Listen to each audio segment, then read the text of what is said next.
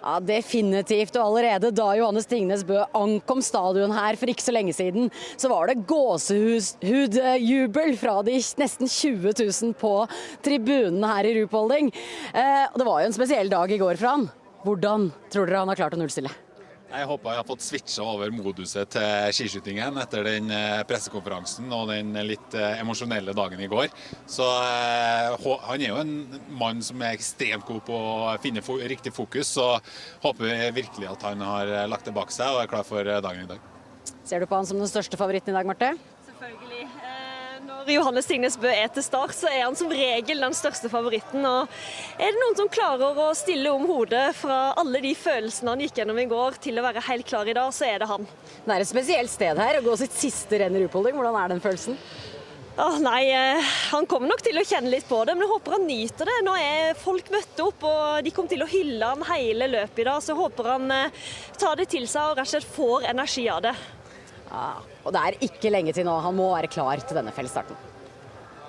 Johannes Tingnes Bø, en spesiell dag i går.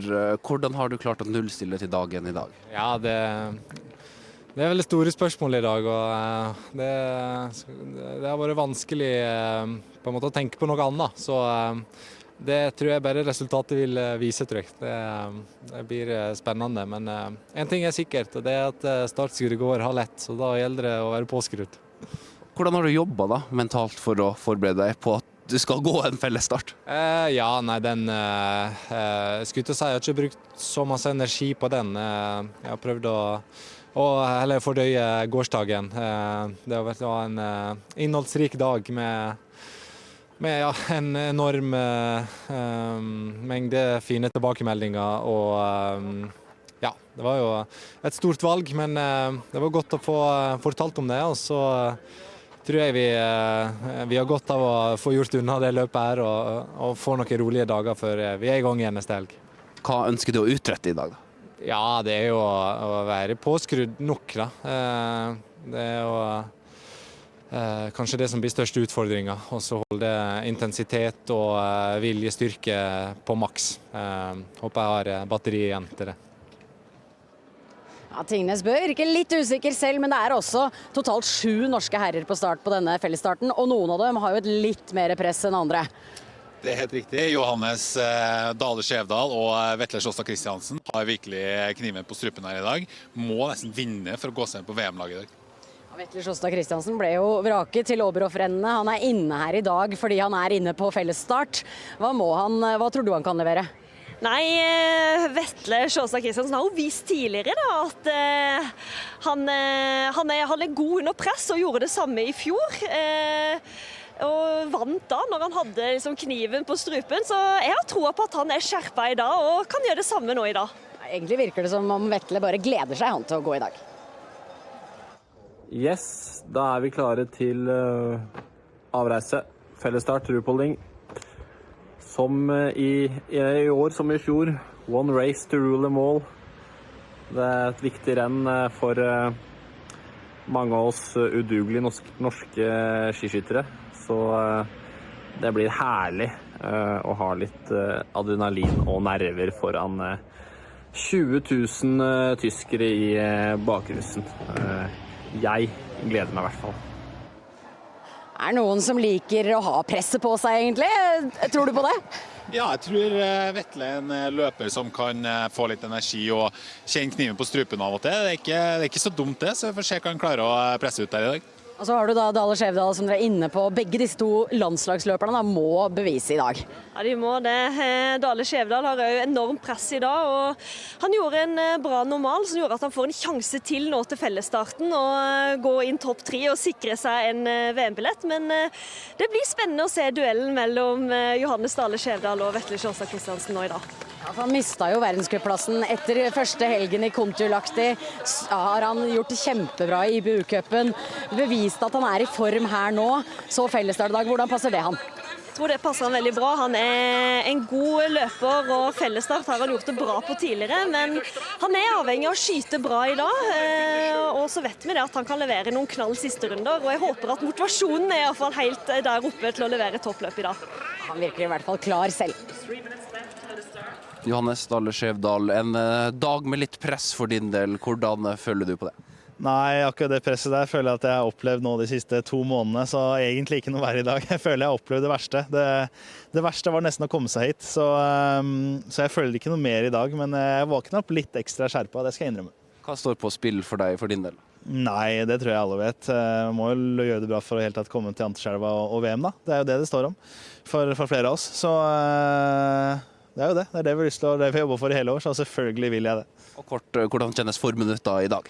Den kjennes bra. Skytinga sitter veldig godt også, så jeg er veldig komfortabel. Så det er deilig. Så det handler bare om å klare å gjøre det samme i konkurranse. Så det blir en artig oppgave.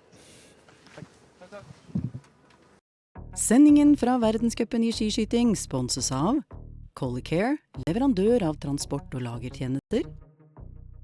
Fiken, regnskap og faktura for små bedrifter. Og Ris Bilglass, skifte og reparasjon av bilglass. Vi er straks klare for denne fellesstarten da i Ruhpolding. En favoritt her, det er franske Emilie Jacquelin. Start nummer 3, han skal vi legge merke til, er et par norske som også står i første rekke. Sturla Holm Lægreid med sine 14 seire. Han leiter etter en 15. på denne fellesstarten, hvis han får ned alle 20 blinkene. Aldri gjort det i fellesstart, Sturla. Men det er denne herren det handler om i dag. En aller siste dans i skiskytingens mekka for Johannes Tingnes Bø. 3 ganger han vunnet fellesstart her tidligere. Og vi ser om han er påskrudd til å ta en 4. og har altså 88 seire på øverste nivå. Han har 14 renn igjen av karrieren. Skal han tangere Ole Einar Bjørndalen som skiskytter, så må han vinne halvparten av de. Det er tallenes tale, Ola Lunde. Det kan han fort klare, så god som han er. Ja, absolutt. Han er kapabel til å vinne 7 eller 8 renn her. Det tror jeg helt klart. Men klart, det er veldig lurt å prøve å vinne i dag allerede da. Det var ganske skiftende forhold her, men nå er det straks klart for start. Vi får bare la de kjenne litt på nervene. Det siste snaue halve minuttet til de 30 beste skiskytterne i verden akkurat i øyeblikket skal ut og gå. 7 norske, men det handler om han i gul trøye. Den siste dansen i skiskyttingens mekka. 15 sekunder.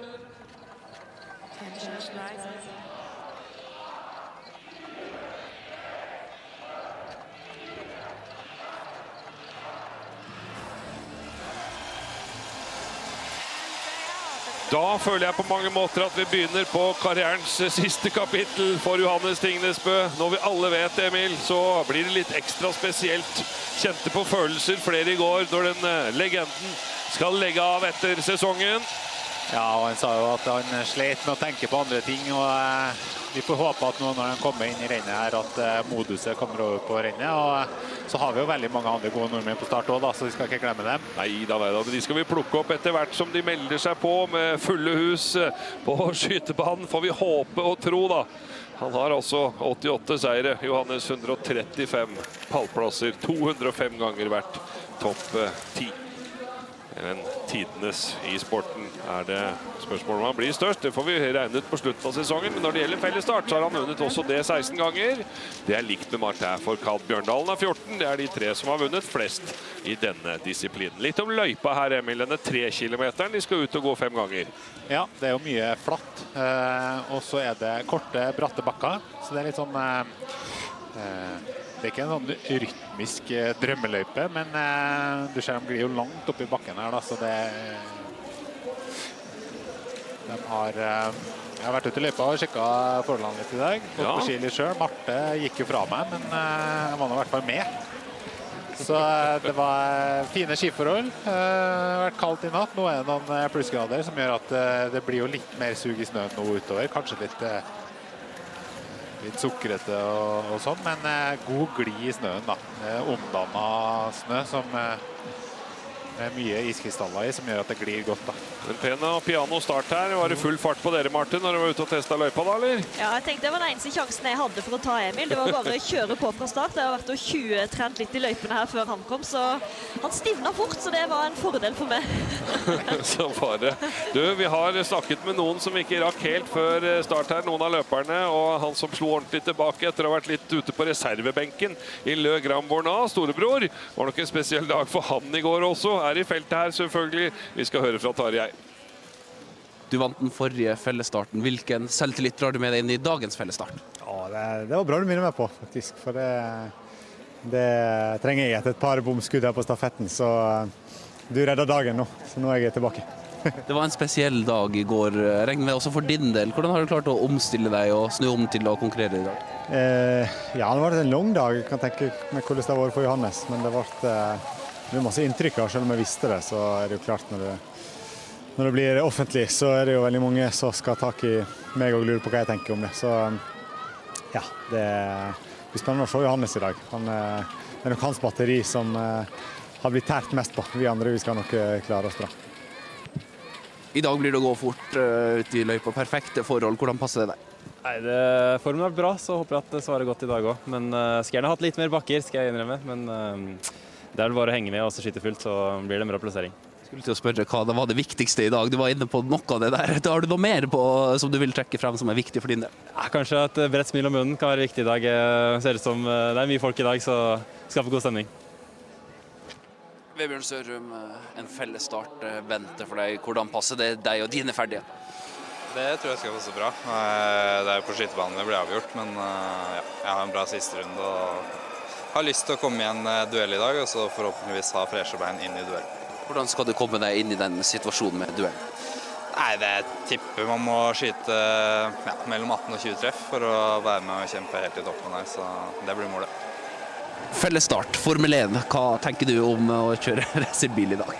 Nei, jeg gleder meg veldig. Jeg tror det er raske forhold, og planen er veldig enkel. Det er å være med i tett og skyte et fullt ut på siste stående. Så da fighter man om de gode plassene til slutt, og så får vi se hvor lett den planen er å gjennomføre. Kjenner man på noe ekstra spenning for slike spesielle fellesstart? Ja, fellesstart er jo det er mest action og farligst å sovne, siden plutselig går det et tog, og man må henge med, altså.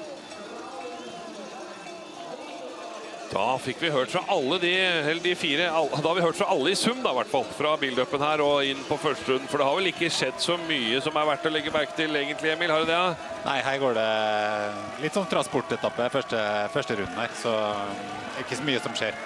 Da er Samuelsson i hvert fall oppe i tett, Ola. Hva tror du om svenskene i dag, da? Ja, de har gått veldig fort her, da. De har jo virkelig hatt de beste langrennstiden, hatt meget gode ski de første dagene her. Men det er jo det skyttemessig, da. Polsrom som har 3% på 69-72, og Samuelsson ustabil på stående, så ja, det er vel ikke akkurat helt favoritter, da. Nei, de kan ta det liksom på mistanke om god form. Bent Samuelsson, verdensmester i 2023. Oi, ja, nå skjer det litt. Jacquelin, det. Nå er det fart her. Showman Jacquelin, hva tenker han her? Litt puls til skyting, Emil, eller? Ja, det var litt sånn porkattakter her nå. Dra til litt, skape litt action i front, men det er kanskje like mye for å holde seg unna trøbbel, kanskje. Kan jo være det, Martin, men de tråkker til i denne siste ordentlige stigningen før skyting, vel? Er det det? Ja, jeg vil jo tenke at spesielt Jacquelin vet jo aldri hva han tenker, og det kan være han har lyst til å prøve å stresse de andre litt, så han har jo hatt en tendens tidligere at når han prøver på det, så stresser han kanskje mer seg selv om han har hatt veldig mye mer kontroll denne sesongen, så han leker litt med feltet nå, som gjør at det blir sånn at man må gå litt mer rykkete enn hva man kanskje hadde sett for seg. Ja, da leder han i hvert fall toget innover mot skytebanen. Jeg skal fortelle dere det da. Det er i hvert fall noen som hadde regnet ut her på morgenen at av de 30 på start, bare for å beskrive hvor mange som for så vidt er favoritter, så er det 25 av de som har vært på pallen tidligere. 24 pluss selvfølgelig Johannes Tingnesbø med alt han har gjort. Men av de 24 øvrige da, så har 21 av de igjen stått på pallen sammen med Johannes når de har vært der. Altså, det betyr at Johannes, han har jo bodd på en seierspall gjennom en 10-årsperiode, Ola. Det er ganske rått. Ja, det er enormt det han har prestert og levert i pressituasjoner, og han har avgjort så mange ganger på siste stående, og han nå etter hvert svinger inn her, og det har vært litt skiftende vind på innskyting, det var litt trøblete, særlig for Sørum Leigereid, som drev og faktisk skjøt et par bom på innskyting her, og Johannes ikke helt topp. Vipper opp brillene tidlig, ser vi, det er viktig. Ja. Tanke på lyset her. Og akkurat nå så er det en liten trekk fra høyre på de første skivene, litt mer vind lenger ut i feltet, altså fra Strømsen og utover så er det mer vind. Og ja, for Johannes skal helt opp på skive 1. Du følger den, Ola, så har vi en del på grafikken, så skal vi prøve å finne ut av hvordan det går med alle til slutt, men 7 norske på første skytingen på fellesstarten i Ruhpolding. Ja, jeg vet Johannes straks er nede i stilling her da. Justerer alltid litt på kroppen før han begynner.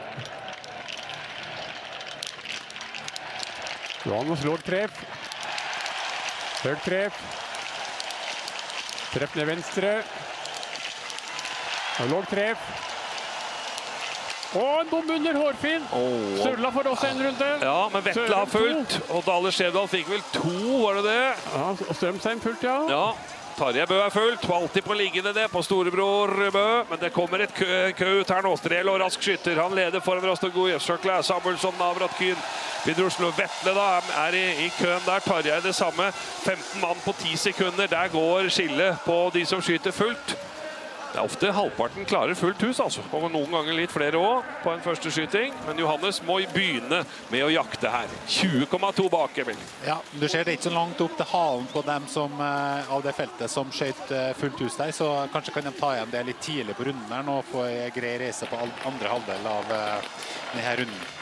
Liten stilstudie på den serien, Ola. Litt. Ja, du ser at han er litt låg ned venstre der, og så den også låg, ikke fullt så lågt på å vise bildet, og så får han en hårfin bom under, ser vi. Han lå liksom der nede og var i ferd med å skyte seg ut, og så kom den ene. Han gjorde det da, dessverre. 20 sekunder bak. Skal du ha en bom, så er det vel på første ligg. Det er vel det, vel. Får vi se da. Altså det som er i køen, der er Vetle og Endre Strømsheim og ikke minst Tarjei Bø i den gruppe 1. Og Johannes best av de med runde ut av de norske, da. 20 bak. Lægreid 21, han også med en strafferunde. Sørum hadde 2 runder, 41 bak. Og Dale Skjevdal 2 runder, 48 bak. Så jeg skal ikke si at de er ute av kampen, men de har ikke noe særlig flere strafferunder å gå på, for her er det 19 og 20 som må gjelde til slutt, Ola, vel? Ja, det er ingen tvil om det. Det er altså så fine å skjøtte for her, så det her bør du nok helst, aller helst av 20 treff, tror jeg. Johannes trykket det bra ved kulen her nå. Ja. Veldig kjedelig med Dale Skjevdal som får 2 runder på første her da. Samme som på normalen, starter med 2 bom på første liggende. Ja, da skjøt han 0-0 og 0 etterpå. Ja, han gjorde jo det, men det er så unødvendig for den 2-bommeren til å begynne der. I hvert fall på en åpningsrunde, Ola, hvor det går ganske rolig over. Ja, skjøt 2 bom over på den serien til. Ja. Ingen god forklaring på det. Han klarte kanskje ikke fryse godt nok. Sørum hadde sine bom på venstre sida. Heller ingen spesiell forklaring på det. Det var veldig fine forhold når de skjøt alle sammen.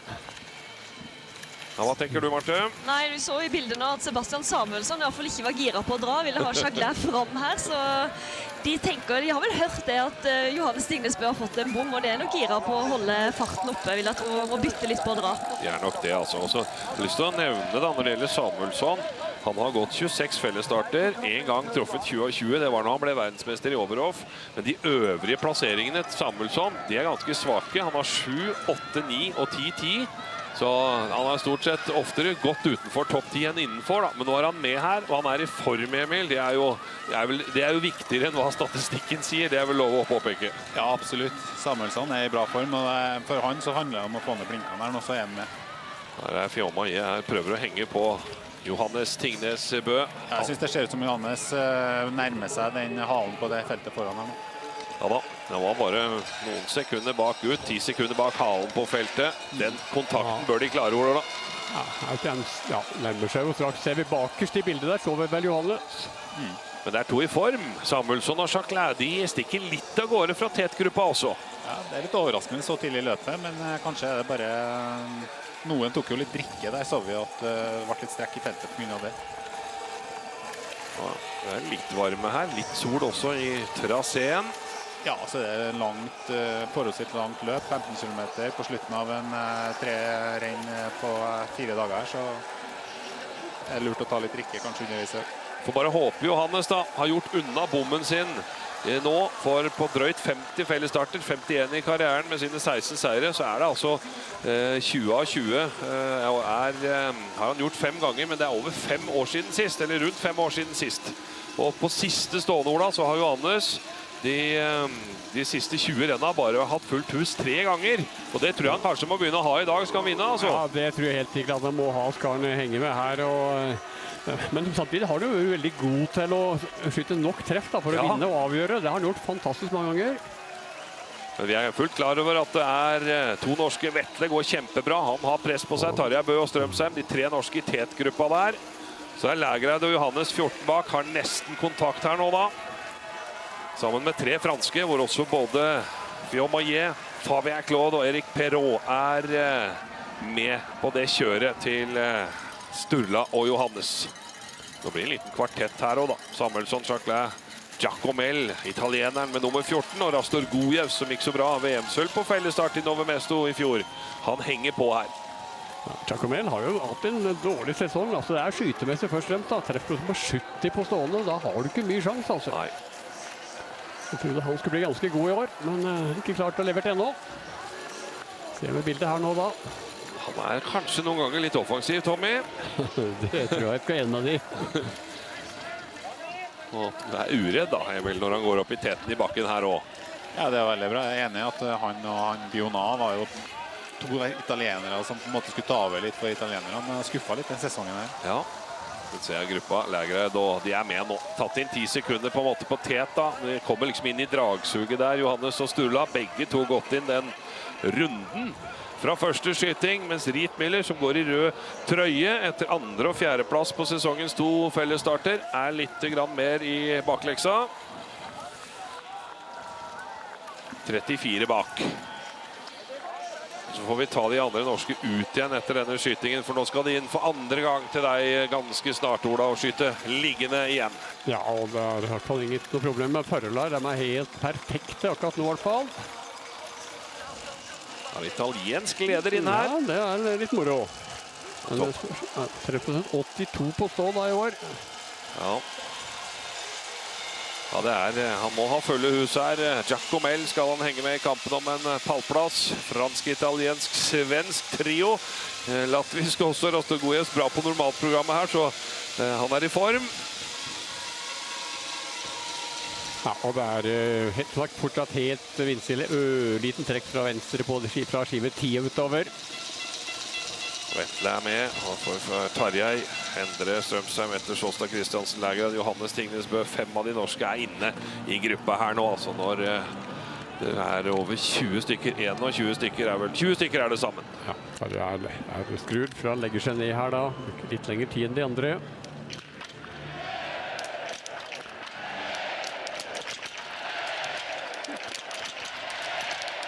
Tarjei starter med 3 høyre. Midt i.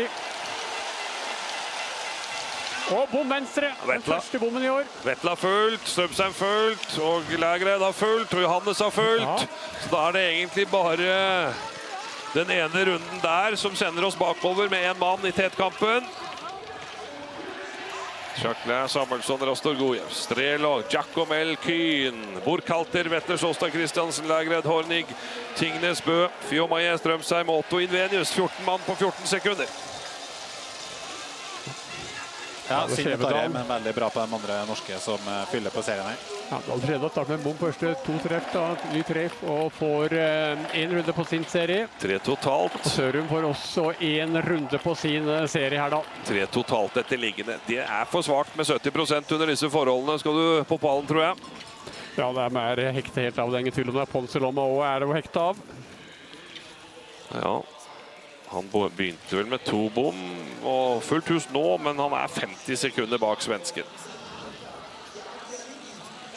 Men det en svensk i andre enden, holdt jeg på å si, av rekka da. Samuelsson med. 2 fulle hus på liggende. Ja, det ser jo virkelig ut som han har funnet formen der. Nå går fort på ski, og når han skyter fullt, så han en av seierskandidatene.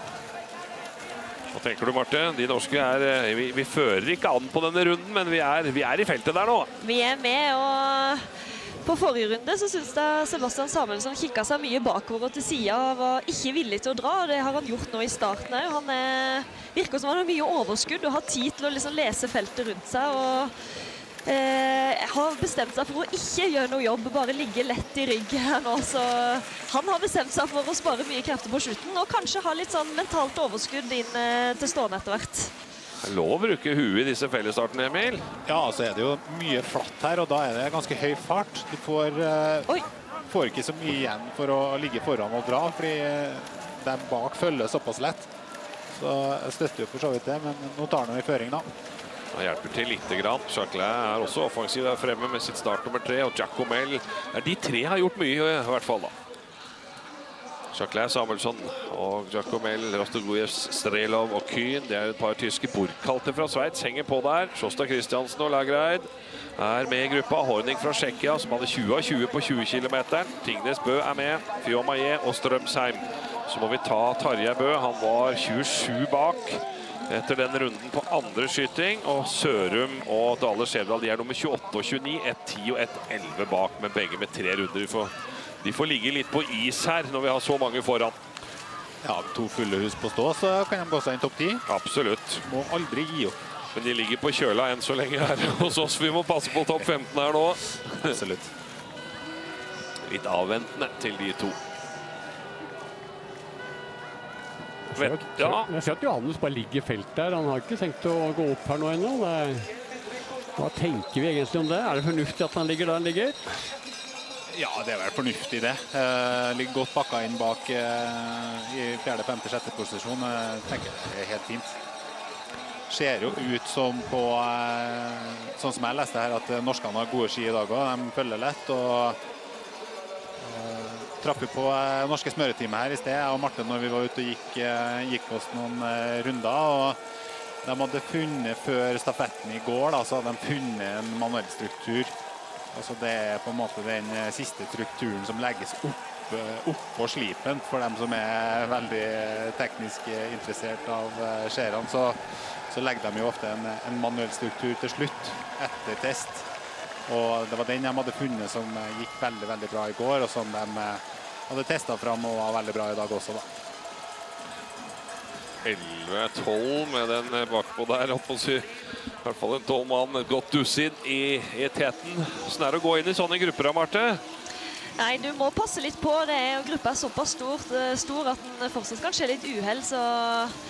Men nå ser det ganske rolig og greit ut, uten at folk har funnet sin posisjon og går ganske trygt og godt. Så det verste når du kommer i midten av en sånn gruppe, og det fort da det kan skje litt uheld, men det ser veldig trygt ut. Nå skal det jo ned i en litt sånn krapp sving nå da, så det blir spennende å se. Jeg håper alle holder seg på beina. Jeg synes både Vetle her med nummer 18 altså, og ikke minst Strømsheim, han var jo 12 sekunder bak. Det 13 nå da, men... Ja, det skjer på kroppsspråket. Han jo stiv som en stokk. Ja, det det. Her det gått fryktelig opp og ned siden sesongstart. Han har jo vunnet i år også da. Ja, han vant jo første løpet, men det har jo vært helt ifra 4. plass på en sprint til å ikke klare jaktstart, så klart. Og pluss det normalprogrammet. Nei, der har de ikke formen vært i år, altså. Jeg hadde jo en sånn virusgreie fant, men han har ikke klart å komme tilbake etter det. Tarjei har tatt inn 4 sekunder da, fra skyting og inn til passering her. Ja, da kommer han liksom opp i det skiktet snart, eller i hvert fall rundt Strømsheim, inn mot skyting kanskje, nærmer seg Tarjei Bø. Hadde en runde på den andre skytingen, og nå går Lagereid. Jeg synes vel det for få bakker her da, men han får bruke de som da, til å sette litt fart Sturla. Vil i hvert fall komme seg opp i feltet. Det flere som vil gå fort. Nummer 7, det også en kjenning her. Nummer 6 var det vel, Jacques, unnskyld. Nei, Fiomaye. Jeg synes Vetle begynner å slippe den første gruppa her nå. Det ikke noe bra Sundnes-steng, synes jeg. Jeg er veldig spent på en slags form han det. Ingen som han har ikke gått noe løp som kan indikere hvordan det egentlig står til med han. Var det ikke god nok form før jul i hvert fall. Kanskje ikke alle tenker jeg har fullstendig dog på brillene her. Fiomaye har startet nummer 7, men han nummer 6 i fellesstartcupen. Derav dette. Det rotet seg litt til her. Men han også med på moroa. Ja, det det med løps. Han om nummer 12 og sklir vel inn i gruppa her til skyting nummer 3. Fascinerende mange med. Dette en elskverdig øvelse, fellesstart. Altså. Ja, det det, men det kommer vel til å skille seg ut litt mer nå, tipper jeg, etter første stående. Ja. Ikke minst etter serie nummer 2 da, hvor de nå på den serien får kjempefine forhold. Det helt vindstille. Det har hatt litt sånn is på matten til, men nå det jo helt suverent det også. Fiomaye har en runde i dag. Av de 12 i tetgruppa, så i hvert fall 3 norske med da, Lagereid, Johannes Tingnes Bø og Vetle Sjåstad Christiansen. Johannes og den eneste, eller har også runde sammen med Lagereid. Spennende å se om noen tar sjansen på en litt rask serie nå, kan få en luke ut på tredjerunden her. Så det jo straks inne her da. Sturla på 4 og Johannes på skive 5. Sturla har en spesielle drillen da, Uldal-drillen. Ja, tidlig stilling med den Sturla.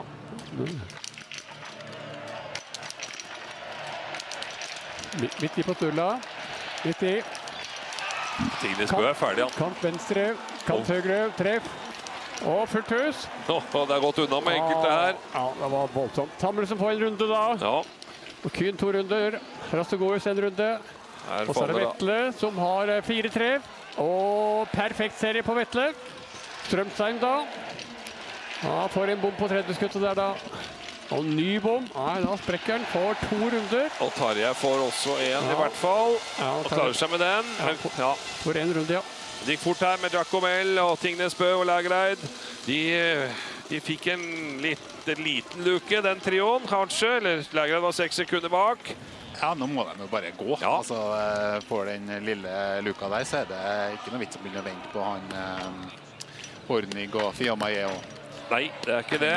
Men det var Johannes som var raskest på skytetid. Han var på 18,4 sekunder der. Det var ikke noe knussel, Ola. Nei, det var ikke det. Altså, det var en enormt kjapp og flott serie av Johannes. Det er det beste Johannes ofte leverer når han må. Ja, det var helt... Han bruker kanskje noen ganger litt tid til det første skuddet, men så går det unna også. Ja, Dale var inne her nå, skjøt fullt på sin serie. Ja. Så ser vi at Giacomelli, han er ikke noe pysig spor heller. Han bare kjører på, men Tingnes Bø hengende sånn noenlunde på baksida i hvert fall. Han har gått den inn nå da, Johannes. Og Sørum da dessverre 2 nye runder. Vetle var på 6. ut, 21 bak disse 2 i teten. Og så er det litt lenger ned til Tarjei Bø på 16. 54 bak. Jeg har ikke glemt Sturla altså, han var 6 sekunder bak, men han sa han bør dukke opp i bildet bak her. Samuelsson 28 for de som lurte på svensken. Johannes går fort nå. Sturla klarer ikke å tette luka til Johannes, så jeg mener at Johannes bare må gå nå. Ikke se seg tilbake og kjøre sitt eget løp. Nå er det 2 runder igjen i skyting. Jeg er helt enig med Emil, og jeg følte jo at Johannes fikk en ganske billig reise siste runde der han kunne lade opp litt. Så nå må han bare kjøre på og være like offensiv som det han var på sist skyting. Så kan han bli en veldig vanskelig vann å slå i dag. Hvordan er det å møte hverandre hele tiden her da, i disse løypene? Ja, det er jo litt sånn. De får litt kontakt med hverandre og kan se hvordan de ligger an. Så vi har nok et lite øye til for eksempel Jacqueline og Samuelsson, Johannes nå. Ja. Det er Sturla som er nærmest. Så var det altså 10 til Vítězslav Hornig fra Tsjekkia. Han er 3 fulle hus. Det samme har Vetle da. Han var 21 bak. Det er vel bare de 4 med Giacomelli, eller 3 med Giacomelli, som har vært feilfri. Etter 3 serier, Ola. Ja, spennende å se på Giacomelli nå. Han har en veldig bra langrennskapasitet. Han går opp på siden her nå, og kan skyte veldig raskt, men om han klarer å holde det sammen på den siste stående serien, det er jeg svært usikker på.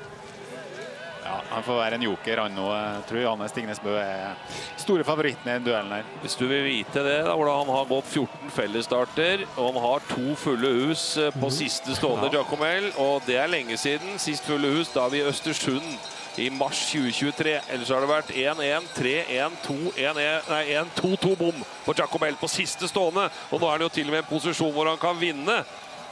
Så jeg er skeptisk. Men det er ganske lenge siden Johannes Tingnes Bø har skutt fullt hus på siste stå. Ja, det er kun 3 fulle på de siste 20 renna. Men Johannes er ikke gira på å dra nå. Han ville ha fram og ligge i rygg der. Så tydelig at Johannes kanskje føler seg ikke helt superhånd som han har sett han tidligere. Vil prøve å få en lett reise nå inn til siste stående skyting. Ja, men de 2 i front tror jeg går fort nå. Det ser ut som de bytter på å dra og ikke er interessert i hele tatt å slippe inn på dem som kommer bak. Så spent på å se tidene på toppen av bakken de kommer nå. Tommy Giacomelli, altså. Du kan bare kalle meg Tommy, sier Tommaso i hvert fall. Han trener jo litt. Ja, han trener enorme mengder, Ola. Det er litt sånn motpoler treningsmessig som er ute i tet her, er det ikke det da? Ja, han er der som trener enorme mengder. Det er helt korrekt. Her er vel oppe i godt over 1000 timer og har økt ganske mye de siste årene og vært veldig fortvilig. Jeg prater blant annet med han her før første løp her og var veldig skuffet over hvordan han har fått til så langt i år og synes han har lagt ned kjempearbeid. Ja, så vi må ikke tvile på at det er mange andre, og inkludert Giacomelli, som legger enormt i sin skiskyttersport. Sturla har tapt 1,5 sekund nå til tetten. Fra skyting. Ja, det er vel kanskje forventet. Det er jo ikke helt Sturla-løyper vi har her. Synes han leverer rimelig bra. Det er vel 7. plass som er Giacomellis sesongbeste. Så har han vært på pallen. Det vet vi. 3 andreplasser, men aldri vunnet. Det går bra, de i tet, de taper. Både Fiumaye og Samuelsson taper. Ja, det har gått så fort for ham der også. Men per statistikk så skal jo begge de to bomme på siste stående. Det håper jeg jo ikke skjer. Så hvis de gjør det, det er poenget mitt, da kommer det mange flere. Hvis de ikke gjør det, så kommer de til å stikke av med seieren. En av de er jo ikke en, Emil. Så bra som de går. Jo, det gjør de. Men hvis jeg skal sette en knapp på noen av dem som ligger teta i, så vil jeg ha sagt at kanskje Sturla er den som er tryggest på den siste stå. Ja. Så det kan fort bli Sturla som stikker av med det her også. Han har en bom i dag, aldri skutt 20 av 20 på Fellestad Sturla, så da kan han 19 er mer vanlig for Lægreid. Overraskende med sjekkeren Horning her da. Ja, imponerer stort altså. Jeg gjorde det på normalen her også. Ja, kjempeform han. Har jo... Skjøt 20 treff på normalen, Jo, på 5. plass. Stemmer. Og nå er han feilfri så langt i konkurransen. Hva tenker du, Marte, før siste stående her? Nei, jeg synes Johannes Stignesbø går smart og har lagt i rygg, og jeg håper at vi får se en litt sånn showserie av Johannes der han bare går inn og skyter 5 raske, gode treff og lager litt show på skytebanen. Det hadde vært veldig moro. Tror du det er noen senkede skuldre etter gårsdagens litt tårer og pressekonferanse? Så fikk jo dette løpet litt på avstand da, siste døgnet, Johannes.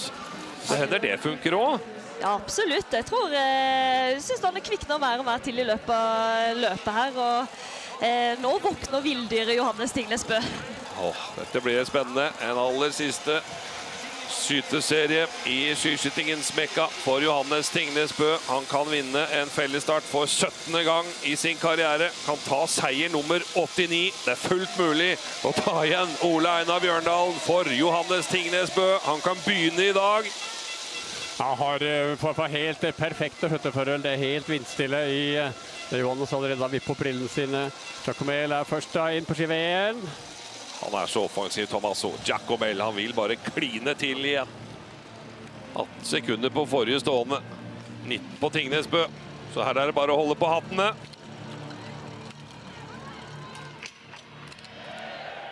Du spilte litt tid her. Treff høy. Bom i høyre. Nei! Se på Tommy! Kom igjen, Sturla! Treffer der. Og en runde på Johannes. Ja. Giacomel fullt da, Tommy. Får vi se om pallen er mulig. Lægreid, nå må du ha fullt! Og gå nå da, gutt! Nå må du gå! Det blir ikke så langt. En 8-9 sekunder kanskje bak italieneren. Pallen har tredjeplassen, den er ledig. Hornig fullt for 4. gang, kanskje. Nei, sprekker jo her nå da. 9,3 er Sturla bak. Ja, da er det Johannes. Fiumaye for en runde. Samuelsson bra i gang her. Samuelsson får ny treff. Og Rastoguevs fullt. Ja. Og Johannes er 3. Og Samuelsson fullt. Og skal jaktes av Sverige og Latvia her da, Tingnesbø. Han har 14 opp til Sturla, men han er 9,3 bak. Giacomel, fullt hus på Strelo. Sjåstad Kristiansen inne. Ja, det blir en fremskutt plassering. Sammen med Tarjei Bø inne også. Ja, 3 treff på nå 4, og midt i på siste. Tarjei Bø da. Bra Vetle i dag på skytebanen i hvert fall. Ja. 20 treff. Så får Tarjei en bom da, en hårfri bom opp høyre. Ja, Dalle Skjevdal, treff og bom her. Ja, begynner med en bom, 2 treff da. 4 treff, og får 2 runder. Nei, det blir for dårlig. Skytter seg vel egentlig litt ut av VM-diskusjonen der da. Ja. Nei, jeg skal ikke ta ut noen VM-lag da. Nei, men du skal få lov til å mene noe om det, Ola. Men akkurat nå er jo Martin Uldals lille mageproblemer en joker i det hele da, på en måte. Ja, og Strømstad leverer en flott siste serie. Ja. Fullt hus. Han har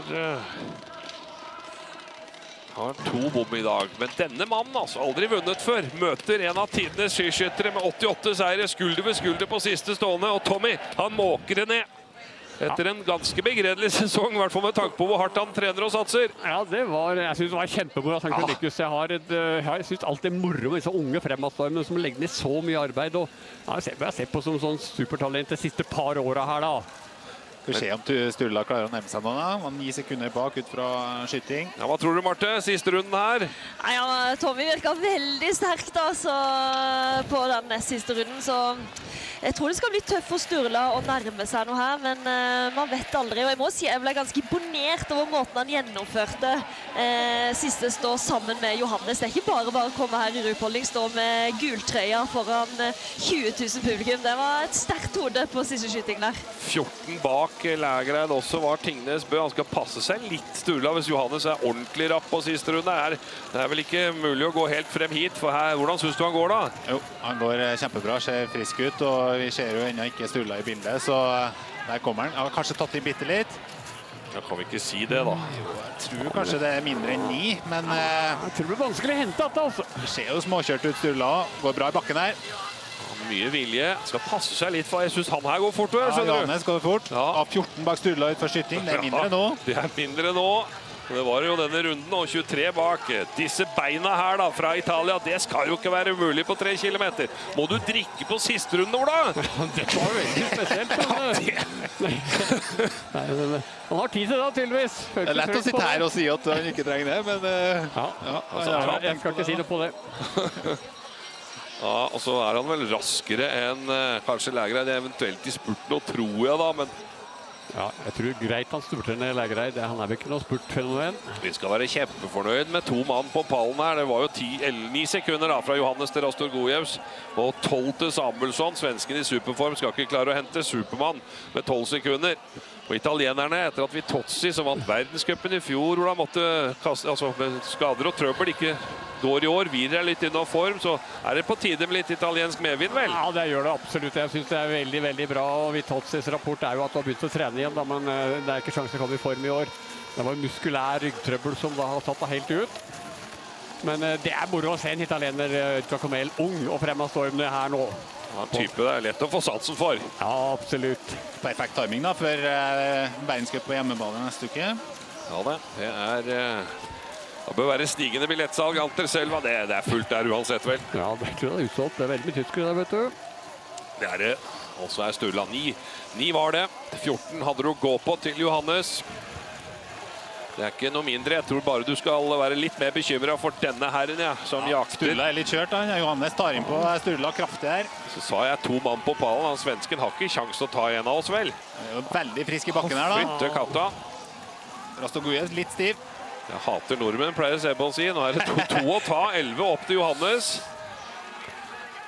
Er det noe terreng herfra inn å gjøre det på, da? Det skal egentlig ikke gå, men... Nei, 9 sekunder, ja, nei, tror ikke det. Dette er ikke over. Det er ikke over. Nei, Sturla Johannes. Men nå har de bare en motbakke igjen å gjøre det på. Det er den bakken de skal inn i nå, og så er det ganske lett terreng inn til mål, så... Skal Johannes ha sjanse på Sturla, så burde han være veldig nærme når de kommer på toppen av bakken her. Han må grave ordentlig dypt nå. Jeg synes italieneren mye småstiv her. Ja, det er 700 meter inn da, men det er lett terreng som Marte sier. Litt mer hakkete i bevegelsen i stigningen der. Sturla går for livet nå. Det er en forferdelig situasjon å være i. Og kommet en av tidenes skyskyttere rett i hæla. Det hører du snart. Han jakter i hvert fall uansett pallplass nummer 136 da. Denne herren som leder den totale verdenscupen og kommer til å fortsette med det. 3,5 sekunder nå, tatt inn 1,5 sekund. Ja, så nært, men dog så fjernt. Men fine renn av Rastorgojevs også, pallplass på 20 kilometer vel, og da denne 5. plassen. Ja, skyttemessig veldig bra av Rastorgojevs. En runde i dag, 1 minutt på normalen. Har virkelig fått reist på skyttingene seg gjorde i løpet av fjorårssesongene, og jo særlig i løpet her da. Vette på 11. ut i sporet, bare nevner det, og Tarjei Bø på 13. Det får handle om Tommaso Giacomel, den aller første seieren. Sørum tok jo sin aller første på normalprogrammet. Den samme deilige følelsen, blandet med en god del melkesyre og en haug adrenalin, tipper jeg. Tommy Giacomel kjenner på nå, inne på stadion i skiskyttingens store mekka, altså Ruhpolding. Det koker her, 20 000 tilskuere. Ja, det er lov med en tommel opp, ja. Lov å smile litt da. Ja, det er lov å glise brett. Da går en vidunderlig fellesstart. Tommaso Giacomel. Hvordan ser det ut bak han? Ja, det er Sturla. Det er Sturla. Nyt øyeblikket, Tommy. Dagen er italiensk. Giacomel. Store gjennombrudd er i hvert fall et faktum. Med 20 av 20 og vinner foran giganter som Sturla Lægreid og Johannes Tingnes Bø. Siste gang i Ruhpolding, men han leverer til pallplass. Det er godt gjort etter det oppstyret som var i går. Ja, jeg synes det helt overbevisende av Johannes, det han leverer her. Sett kjempefresk ut I løypa og tålelig god skyting, 90%, så det godkjent etter en sånn utladning. Utrolig godt å skru det sammen sånn, og Giacomelli utrolig borte og blir gratulert av Johannes Tinnesbø da.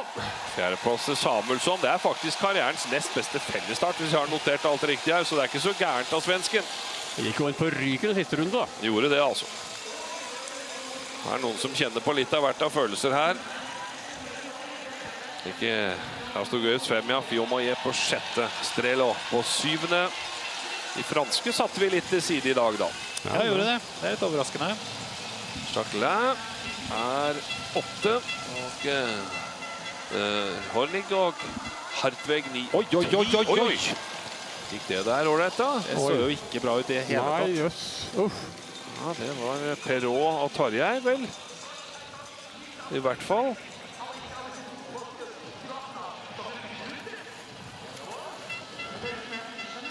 Tarjei fortsatt I knestående der, men med hodet litt ned mot støen. Jeg tror ikke inne å være utover Perrault. Ja, det tror jeg også. Akkurat nå Tarjei opp igjen. Det han heldigvis. Det der var en...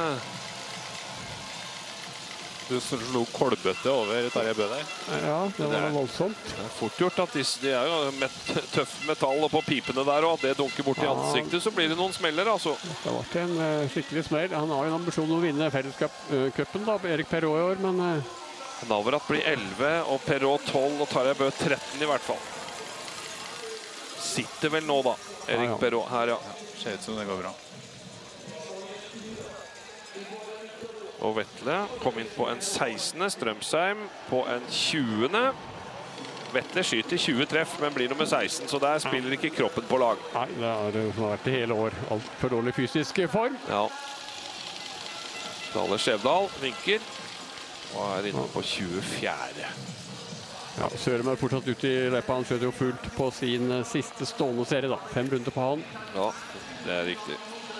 Og vi ble kanskje ikke noe klokere hva Sjåstad Kristiansen og Dale Skjevdal angår, eller fikk vi litt svar at de langt unna noe VM-lag?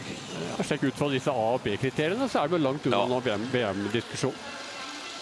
Tar I hvert fall I et tak I spurten, og går så opp den 26. på siste runden, Vebjørn Sørum. En som har A-kriteriet, men som viser litt svakhet I form, jo Endre Strøsheim. Så... Hva som skjer der, det jo litt vanskelig å spå. Ja, det flere som har en litt sånn dalende kurve nå. Ja. Den røde trøya mister den, uten å ha regnet så veldig hardt på det, så tror jeg den kanskje Lægreid som tar over den. Det italiensk her, altså. Tommaso Giacomelli foran Sturla Holm Lægreid og Johannes Tingnes Bø. De andre norske var utenfor topp 10 I dag. Sendingen fra verdenscupen I skiskyting sponses av Collicare, leverandør av transport- og lagertjenester. Fiken, regnskap og faktura for små bedrifter. Og Ris Bilglass, skifte og reparasjon av bilglass. Som alltid så jo disse fellesstartene fryktelig gøy, synes jeg. Hva synes du om denne? Hei, den var veldig spennende som alltid det, og fikk se... Ja, jeg fikk 2 nordmenn på pallen, og det var veldig gøy å se at Johannes Tingnes Bø klarte å nullstille og gjennomføre et veldig godt løp. Han har hatt litt av et følelse berg-og-dal-bane det siste døgnet, og klarer å skyte 18 I dag og levere til pallplass var veldig imponerende. Ja, hva det for noe med han som gjør at han klarer det? Ja, nei, han jo en unik idrettsutøver da, så det vel ikke så mange som hadde klart det samme som han, med bare et døgn å omstille seg på, men han viser noe av grunnen til at han verdens beste skiskytter. Det jo hans siste renn. Hvordan tror du her I Ruhpolding? Hvordan tror du han har det nå? Jeg tror nok han får nok litt... Det litt vemodig. Det en fin arena for norske. Det mange nordmenn på tribunen her, og han jo veldig stor I Tyskland, så det nok litt vemodig for Johannes Tingnes Bø å gå sitt siste løp her. Ja, vi ser nå han går faktisk der borte. Ser ut som han tar og snakker litt grann med utøverne sine og så videre, mens de kommer ramlende forbi her. Greit å få på seg litt klær, det kommer jo viktigere enn fremover. Ja, det gjør det. Han må nok lande litt før han snakker med oss, og Få kledd seg litt ordentlig, og nå skal han jo opp til Antorselva, og det blir viktig for han nå. Han har den gule trøya, og viktig for han å beholde den fram og kunne avslutte med stil. Så jeg synes det er bra at han prioriterer helsa først. Men her kommer Endre Strømsheim. Vi kan jo høre hvordan hans dag på jobb har vært i dag. Det var en tung dag på jobben, ja. Det var absolutt det. Jeg føler at jeg liksom er på plan å henge med, og så løsner de opp dere på andre skytinger, så nå må jeg bruke litt tid på å få på plass det, og så jeg får den blinkende, men jeg har en luke der, og jeg har ikke noe fart i kroppen nå, så jeg klarer ikke å hente den luka, og så blir det en litt sånn feil justering på stående der, og så får jeg 2 bom, og så er egentlig løpet ødelagt, men det er jo herlig å se at Sturla Johannes er oppi der. Ja, men hvordan skal du få tilbake farta i kroppen da? Jeg tror jeg må absorbere de rennene her. Jeg føler på en måte at ting var veldig på vei opp etter den treningen jeg gjorde på slutten på nyåret.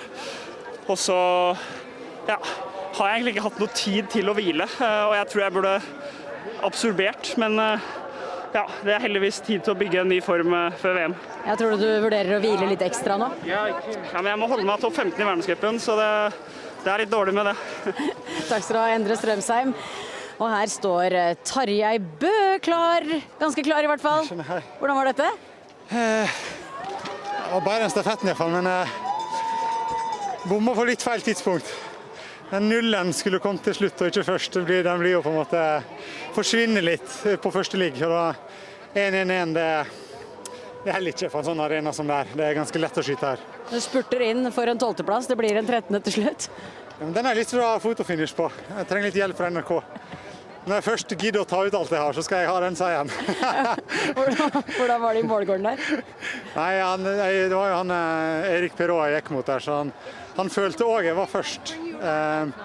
Vi brakk staver og jeg sitter igjen med de her 2. Så det går hardt for seg selv for en 12. plass. Og så broren din da, på pallen her etter det døgnet han har hatt, hva vil du si om han? Ja, jeg tror han hadde vunnet, hadde han ikke hatt det døgnet. Det er på en måte litt sånn du kan si det da. Han har nok hatt en tung dag i går, eller fin, men slett sånn for psyken da. Så ja, han går med den gule trøya, så du har liksom ikke mulighet til å legge inn årene heller. Du må bare stå i det, så ja, han er sikkert godt fornøyd, tror jeg. Takk skal du ha, Tarjei. Du får gå og høre med juryen om denne målefotoen. Skal vi høre med Vebjørn Sørum her. En tung dag på jobben, kan vi vel til og med fastslå. Kan du fortelle selv hva som skjer her? Ja, veldig tung dag på jobben. Kroppen har ikke klart å hente seg helt inn igjen, og så skyter jeg jo ekstremt dårlig i tillegg, så da er man i hvert fall ute av leken. Men ja, litt problemer med rygg og bakside lår og det som er, så jeg må finne ut av det. Så jeg tror det ble litt tett, og det er en veldig jobbeløype i ropeholding, så det er på en måte opp og ned og du må ta i mye med overkroppen, så det tålte jeg ikke i dag. Hva slags problemer med rygg og bakside lår? Det er vel bare at muskulaturen er litt stram. Har ikke fått tid til å restituere skikkelig, og har gått mye skirenn i år. Jeg var syk i jula, fikk ikke lagt ned helt den treningsmengden som er avgjørende for å restituere seg, så jeg er glad det er 4 dager før neste skirenn. Og du fikk en seier her, og i dag er det også 2 norske på pallen. Johannes Tingnes Bø leverer jo alltid. Synes du om tredjeplassen hans? Det er imponerende, veldig imponerende, og jeg tror det var godt for han å bare komme ut med den nyheten, og så er han fortsatt seg selv, så han presterer på topp, og det er inspirerende, og han er en rå fyr. Hvordan blir veien videre nå? Nå drar vi jo til Antorselva i kveld, så blir vi vel inn og ta litt badstue der for å mjuke opp litt, og så prøve å hente seg inn til fredag. Da skal jeg være klar igjen. Takk skal du ha, Vebjørn. Og så kommer det en nordmann som har vært på pallen i dag. Ikke ennå, vi skal opp dit etterpå. Du er på pallen i dag, skal på pallen, Sturla. Fortell om løpet ditt. Jo, det var egentlig et bra løp. Gøy å kunne gå så mye med Johannes. Jeg har jo hatt mange dueller med han, og nå ser jeg at de er talte de dagene jeg kan konkurrere med Johannes, og nyter hvert øyeblikk jeg kan gå med han. Hvordan var du ute på siste runden her? Nei, da skal jeg ønske at det ikke var Johannes bak meg, fordi han er jo den verste å ha jagende etter, men jeg tror han var like sliten som meg på slutten, og det holdt akkurat. Hvordan er tankene, og hvordan er kreftene på slutten da? Nei, først prøver jeg å ta inn han Jacomel, mener jeg, men når det ikke går, så hører jeg bare at Johannes spiser mer og mer innpå meg, og da er det lett å få litt panikk, men jeg tenkte jeg må bare tenke på hvert skyv, treffe i teknikken, og så hvis jeg blir tatt igjen, så blir jeg tatt igjen, men jeg kan ikke begynne å tvile på meg selv, da rakner det. Men han foran da, trodde du kunne ta igjen Jacomel? Ja, jeg prøvde jo selvfølgelig. Jeg følte meg veldig sprekt i første rundene, men jeg tror kanskje han også var lur og sparte litt i siste. Så, ja, og jeg er jo ikke kjent for å ha monster siste runder, så det måtte vel et mirakel til skal jeg ta han, men jeg er veldig fornøyd med andreplass i dag, og deler også pallen med Johannes, det er stort. Ja, hvordan blir det her for hans siste gang i rupolding? Ja, jeg er heldig jeg får oppleve jubelbrølet. Jeg tipper vi må kjøre litt hyllest på seremoni her til Johannes, det er han absolutt fortjent. Har dere planlagt noe? Nei, vi må legge hodet i kok og finne på noe lurt. Har du noen tips, Marte? Nei, altså de gutta er veldig kreative, så jeg vet ikke hva de kommer til å se. Ja, jeg har ikke med gitaren, altså sånn så kunne jeg dratt frem den, men vi får finne på noe annet. Tenker du om det som kommer videre nå da? Nei, jeg gleder meg. Anterselva, mest av alt kanskje til at vi skal bo på spa-hotell, så da skal jeg få kobla ordentlig med litt sauna og sånt, og så kommer jo kjæresten nedover da, så det blir veldig, veldig koselig. Det høres ut som du har lagt en perfekt plan for VM egentlig allerede. Ja, det er lov å planlegge litt da. Så. Ja, men hvordan er kroppen etter såpass mange renn? Jeg synes det var bra i dag, men jeg var veldig sliten når jeg kom i mål. Så merker på at det har vært mange renn nå, og spesielt den uka her hvor vi hadde onsdag, fredag, søndag. Da får man på en måte ikke nok tid etter forrige uke til å hente seg inn, så det ble litt sånn på halv tank hele veien. Men nå tror jeg første rennet er fredag for oss, hvis jeg ikke tar helt feil. Og da skal vi i hvert fall få noen runder i saunaen og koble av litt ordentlig. Tusen takk skal du ha, Sturla Holm Lægreid. Ja, det er Johannes Tingnes Bø, han venter han skal nok nyte denne siste dagen. Hva synes du om reaksjonen fra de andre guttene her? Nei, det er jo veldig gøy å høre at Sturla er i form og i flyten, og så er det en del av de andre gutta som ikke er helt der de skulle ønske. Så jeg er jo spent på de som ikke var helt i slaget. Johannes? Gjør i høyden nå, så det blir spennende å se. Ja, for hva slags svar føler man du at man får? Oi. Unnskyld, dere må vike. It's 1 minute. Johannes Tingnes Bø, det blir en pallplass her, ditt siste renn i rupolding. Hvordan var dette? Ja, det var et blodslit egentlig, så nei, det var spenning da, det var jo det. Hva tenker du når du kommer inn på siste stå her? Nei, jeg tenker jo hvis jeg hadde vært i litt bedre form, så hadde jeg nok prøvd å rykke på fjerderunden, men jeg prøver å ha is i magen og gå for 5 treff og en bra sluttspurt.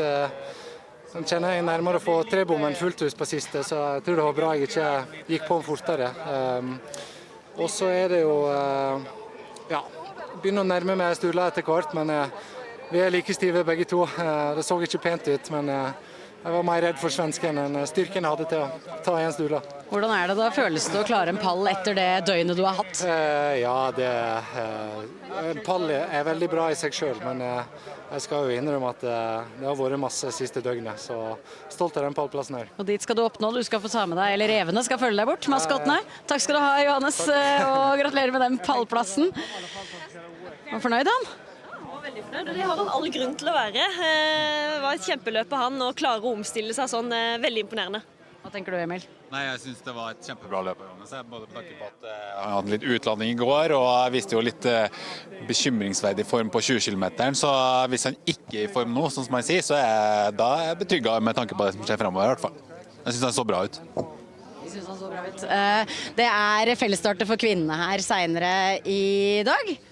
Klokka 3. Men nå er det stafetter i NM, og der er vel du klar, Ida?